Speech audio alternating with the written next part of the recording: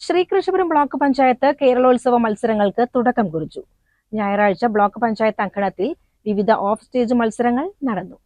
December 10 പുലാപ്പറ്റയിൽ വെച്ച് shuttle, badminton മത്സരങ്ങൾ ബ്ലോക്ക് പഞ്ചായത്ത് പ്രസിഡന്റ് സുനിത ജോസഫ് ഉദ്ഘാടനം ചെയ്തുകൊണ്ടാണ് കേരളോത്സവം ആരംഭിച്ചത്. അന്നേ ദിവസം വൈകുന്നേരം ശ്രീകൃഷ്ണപുരം ഗവൺമെന്റ് എഞ്ചിനീയറിംഗ് കോളേജിൽ വെച്ച് വടംവലി, കബഡി മത്സരങ്ങളും സംഘടിപ്പിച്ചു. ഡിസംബർ 14 കോടർമണ്ണക്കുളത്തിൽ നീന്തൽ മത്സരം നടന്നു. കളരിപ്പയറ്റ്, ഫുട്ബോൾ, അത്ലറ്റിക്സ്, ആർട്സ് മത്സരങ്ങൾ കൂടി പൂർത്തിയാവുന്നതോടെ 23 സമാപന പരിപാടി ബ്ലോക്ക് പഞ്ചായത്തിൽ വെച്ച് നടക്കും. 10-ാം തീയതി പുലാപ്പറ്റയെ കടമ്പഴിപ്പുറം പഞ്ചായത്തിലെ പുലാപ്പറ്റയിൽ വെച്ച് ഷട്ടിൽ മത്സരത്തോടുകൂടെ തുടങ്ങി. അന്ന് തന്നെ വൈകുന്നേരം ശ്രീകൃഷ്ണപുരത്തെ ഗവൺമെൻറ് എഞ്ചിനീയറിംഗ് കോളേജിൽ വെച്ച് കബഡി മത്സരവും വടംവലി മത്സരവും നടത്തപ്പെടുകയുണ്ടായി.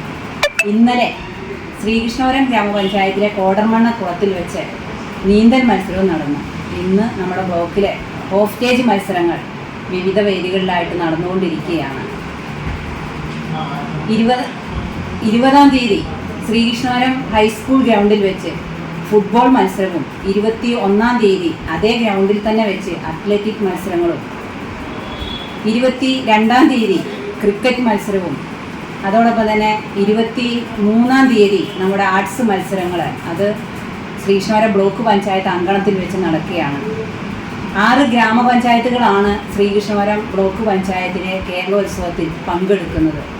നല്ല പങ്കാളിത്തത്തോടുകൂടെ നല്ല രീതിയിൽ ബ്ലോക്ക് പഞ്ചായത്ത് കേരളോത്സവം പൂർത്തീകരിക്കാൻ കഴിയുമെന്ന് പ്രതീക്ഷിക്കുന്നു. CCN കടമ്പഴിപ്പുറം.